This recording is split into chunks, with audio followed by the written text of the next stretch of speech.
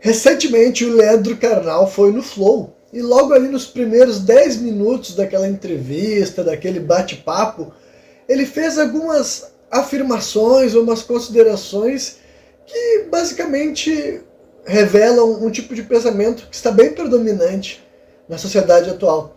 E quem acompanhou mais ou menos alguns vídeos desse canal deve ter percebido essa minha tendência ou essa minha preferência por divergir, por discordar, por elaborar pensamentos contrários ao que está sendo dito, principalmente quando é um pensamento que parece ser dito pela maioria, né? Então, assim, e eu acho isso muito mais estimulante ainda por cima quando a gente está fazendo sem criar, assim, espantalhos, tá ligado? Sem pegar e estar falando, tipo assim, argumentos muito estúpidos ou raciocínios que está sendo dito por gente que definitivamente não sabe do que está falando. Aí é muito fácil, né?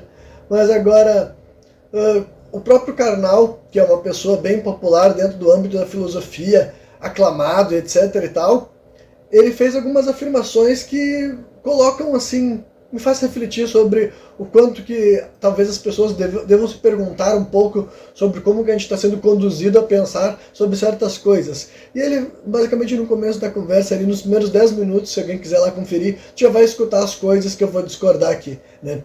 E basicamente refere-se a questões relacionadas ao que muitas pessoas chamam de inteligência artificial. Então a primeira coisa que eu quero observar sobre esta palavra é que, assim, ela não é um fenômeno espontâneo, ontológico, né? Aquilo que está sendo chamado de inteligência artificial não tem esse nome porque é o único nome que ele poderia ter, né? Existe um cientista brasileiro chamado Miguel Nicoleles, ele é um neurocientista e escritor também, palestrante, etc. E ele é um cara que ele fala bastante sobre isso, que o nome inteligência artificial não é um nome natural, né? Que é com certeza um nome feito para marketar. Então, basicamente, está ajudando também a criar no subconsciente das pessoas uma ideia do que é esse mecanismo. Aqui nesse vídeo eu vou levantar uma expressão que é de assistente virtual, que é basicamente aquilo que eu acredito que são essas ferramentas, né? E eu vou, antes de desenvolver um raciocínio que pode ser um pouco filosófico, sociológico talvez, eu vou usar um exemplo da cultura pop que exemplifica bastante a relação que eu espero que as pessoas eventualmente criem com essas ferramentas que estão sendo colocadas à disposição das massas recentemente, né? Que na realidade eles são, assim, assistentes digitais. O exemplo que eu quero dar para vocês é a questão do Homem de Ferro, por exemplo. O Homem de Ferro é um ícone da figura, um ícone pop. Muitas pessoas sabem de que eu estou falando quando eu refiro a esse personagem, dos quadrinhos, do cinema, de um ator relacionado a essa figura. E o Homem de Ferro ele tem um mecanismo dentro da armadura dele, a famosa armadura dele, que é conhecido por Jarvis, né? Que é uma inteligência artificial, ou como eu estou falando aqui, um assistente digital. O ponto é, ninguém nunca idolatrou esse mecanismo que sempre esteve ali presente na figura do Homem de Ferro acima dele. Ninguém nunca colocou essa figura como, tipo assim, sabe, as pessoas até falam que é a roupa, mas ninguém fala assim que é a inteligência artificial do Homem de Ferro que torna ele especial, sabe? Então, assim, curioso que algo que sempre existiu, e existiu vários outros exemplos, essa ideia de que as pessoas terão acesso a mecanismos digitais que facilitarão a nossa relação com o mundo natural, sabe? Mecanismos que a gente vai utilizar para prever, para calcular, enfim, esse tipo de coisa meio que já existiu na ficção durante muito tempo. Só que a inteligência artificial está fazendo um processo que eu considero uma espécie de lavagem cerebral com as pessoas, sabe? As pessoas estão colocando esse mecanismo que é literalmente isso, sabe? E por que eu estou falando literalmente isso? Olha, nada que eu estou falando aqui está falando que a gente não devemos utilizar esse mecanismo, ou que esse mecanismo é satânico. Eu não estou indo para uma espécie de alarmismo moral, e nem mesmo fazendo aquela apelação, tipo, vamos valorizar o trabalho artístico analógico. Eu não falei nada sobre essa questão. Vocês podem perceber, meus argumentos não têm nada a ver sobre isso. É sobre a relação que as pessoas estão tendo com essa ferramenta. E até a forma de se referir a isso. Como se tivesse alguma espécie de conhecimento, de sabedoria. Inclusive, a inteligência artificial é limitada tanto quanto nós somos. Então, assim, muitas questões humanas das nossas experiências a gente não tem resposta, porque sei lá, ainda não foi algo conclusivo, ou realmente são coisas que não foram feitas para ter respostas conclusivas, como, por exemplo, discutir história, filosofia. Esses eventos, eles não são assim, não tem uma, como posso dizer assim, uma mensagem ontológica natural, sabe? Todos esses movimentos históricos que a gente fala, como, por exemplo, o comunismo, o nazismo, etc, etc, etc. Nada dessas coisas nasce de uma forma ou morre da mesma forma que ela nasceu. Tudo isso é mutável, eternamente, constantemente. Porque não existe uma visão clara, não é uma coisa que tu pode identificar esses fenômenos e falar como que eles surgem, como que eles aparecem, por que eles crescem, simplesmente com uma resposta clara. Então, isso é o tipo de coisa que a inteligência artificial jamais vai ser, ou jamais deveria ser vista como uma espécie de professor. Ele pode te ajudar a, digamos assim, consultar fontes. Deveria ser assim que as pessoas deveriam se relacionar. Não como uma espécie de oráculo, não como alguma espécie de guia infalível, sabe? Porque de fato não é. Não é, mas a questão é que não só esses mecanismos são programados, e vamos chegar a essa questão para não parecer que eu estou falando também só de um ponto de vista espiritual, metafísico, que eu também estou falando, e eu não vou esconder esse caráter, que eu acho que realmente, assim, para ser bem claro, é como se fosse assim, aquela ideia do plano das ideias e também o que é construído com o subconsciente coletivo. Basicamente, eu acho que tem gente moldando a percepção global sobre certos temas. E eu acho que é importante que também existam pessoas que moldem a percepção para outro lado. E então, como eu disse, não é tipo assim, não usem os assistentes digitais, não é assim, vamos valorizar a arte pela arte, ou artistas que também utilizam a arte digital como uma forma de expressão, não são artistas de verdade. Eu nem estou indo para essas coisas que você já deve ter ouvido também. Eu estou trazendo para outros pontos, porque realmente essa questão, eu acho muito curioso a forma como as pessoas se expressam sobre esse tema, né? Eu acho curioso que tem certas pessoas querendo ligar no colegas que fazem questão de ir contra, e eu acabei percebendo que é importante ir contra, e nunca isso tem a ver com proibir o uso, mas é entender o que tu tá usando e como que tu tá usando, o jeito que tu trata essa coisa. Por que você qualifica a avaliação dessa ferramenta melhor do que a sua? Para coisas que não são objetivas. Um cálculo, até mesmo checagem de fontes. Se tu sabe de alguma fonte que... Porque, eu ia entrar na parte da programação e acabei voltando para o assunto, mas vamos chegar à programação. O que é isso no final das contas? Por que eu estou chamando só de assistente digital? Porque isso que as pessoas estão chamando de assistente de inteligência artificial é só mais um algoritmo. Agora ele é generativo. Mas algoritmos sempre estiveram na nossa vida digital. Eles foram avançando e o algoritmo generativo, moderno, que também leva esse nome, de inteligência artificial, ele é muito mais potente, mas ele ainda é um algoritmo, sabe? Ainda é uma busca do Google, que eu tô falando, por exemplo, a questão das fontes. Se tu sabe alguma informação, seja uma informação assim, cultural da tua experiência, da tua vivência, sabe? Seja até uma experiência, eu não vou nem apelar para o âmbito espiritual, mas tem um âmbito espiritual também. Se tem vivências espirituais que é algo teu, quando eu digo teu, não é exclusivo teu, mas não é um conhecimento comum, amplamente documentado e que pode ser analisado, refletido e marcado de uma forma clara como aquilo lá acontece. Se tu sempre se orientar pelo que é dito pela inteligência artificial, tu nunca vai poder validar essas experiências que são mais assim, menos registráveis, digamos assim, mas também essas questões que eu falei, nuançadas. O que é a inteligência artificial? Como que ela vai explicar esses fenômenos históricos? Como que hoje em dia ela explica? Sabe? Se tu perguntar para ele o que é o comunismo? O comunismo foi bom, foi ruim, contribuições, devemos ir atrás de uma revolução comunista, ele já vai te dizer sim ou não. Ele já vai te orientar se tu deve buscar aquilo lá para tua vida ou não. Então como que as pessoas podem achar que isso é normal, e o que vocês acham que ela está respondendo? É como se você estivesse deixando o Google te responder. A questão das fontes que eu estou citando várias vezes. Por exemplo, tu vai falar com qualquer uma dessas inteligências artificiais e tu faz uma pergunta que ela responde com muita clareza, com muita firmeza, e tu tem noção de que algo ali está faltando e tu observa o que é, ela pode até reconhecer que estava errado. Mas assim, então, como é que agora ela reconheceu que estava errado e agora a ponto ela estava se dizendo certa? Já vi várias vezes isso acontecendo, né?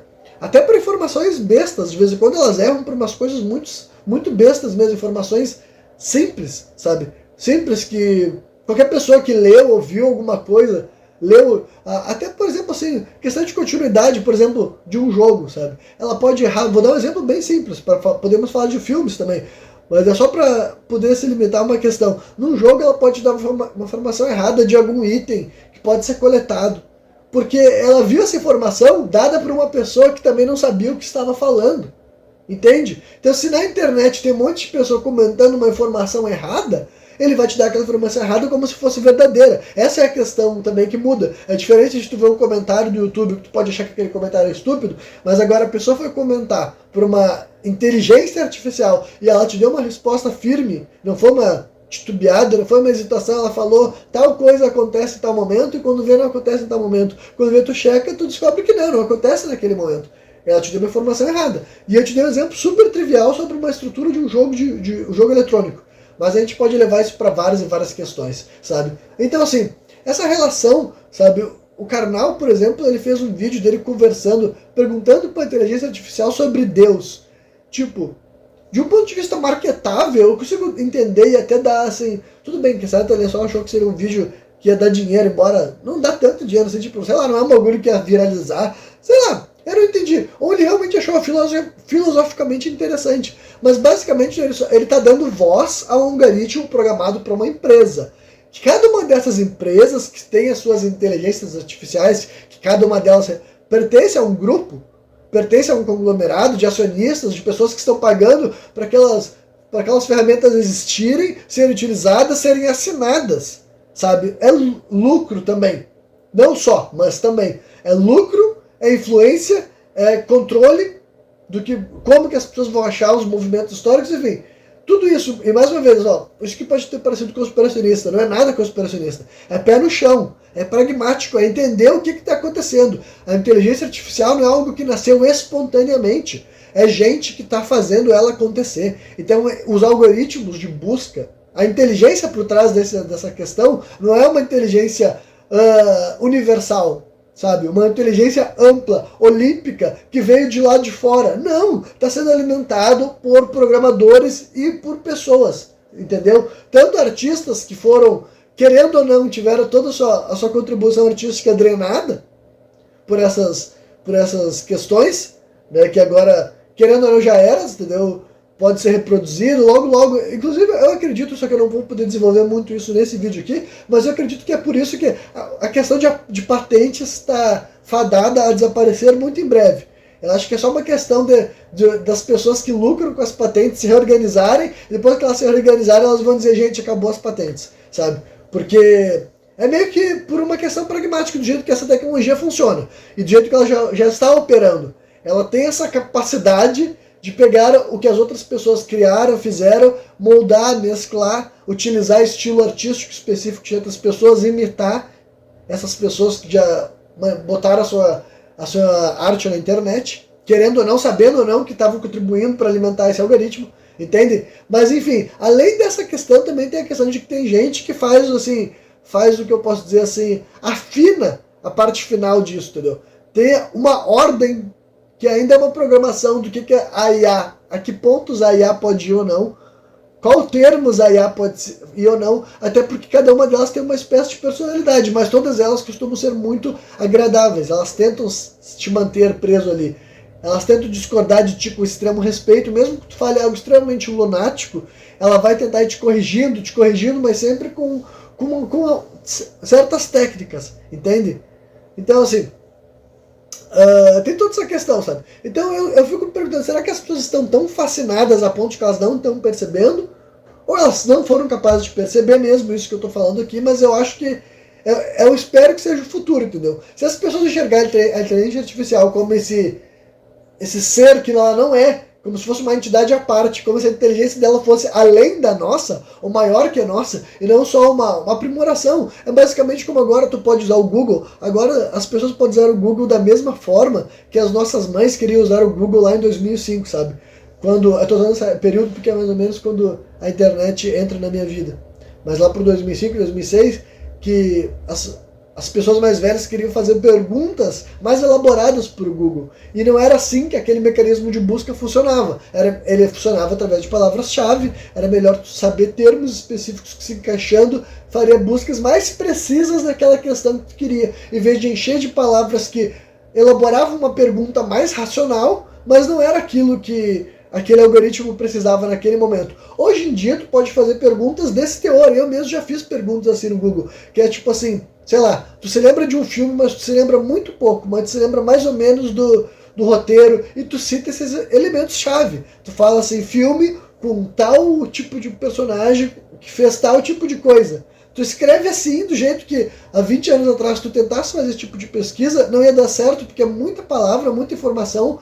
O mecanismo de busca ia te direcionar para vários sites que não estavam exatamente com aquilo que tu queria, então tu precisava entender mais ou menos o que tu queria encontrar. Hoje em dia não, tu faz esse tipo de pesquisa que eu te descrevi aqui e tem grande chance do Gemini, que é inteligência, né, é um assistente digital programado pelo Google, ele tem grande chance de te entender, porque ele vai fazer essa busca na internet um pouco mais profunda, e não é tão profunda assim, mas é um pouco mais profunda, não é a primeira página do Google, mas são algumas páginas para dentro do Google, entende? Ele vai fazer uma pesquisa um pouco mais profunda, baseado no que outras pessoas falaram. Então, se for algo tão inefável, tão raro, uma experiência, sei lá, algo que tu viveu num sonho, talvez não tenha o suficiente para encontrar. Mas algo num filme, se tu encontrou esses elementos-chave, deve ter tido outras pessoas que mencionaram esses elementos-chave ao longo do tempo, que foi se tornando mais compreensível a busca. E eu já consegui fazer isso algumas vezes, entendeu? Tu descreve um filme com algumas informações e ele realmente te dá o filme que tu estava pensando e, tipo, era exatamente aquilo que tu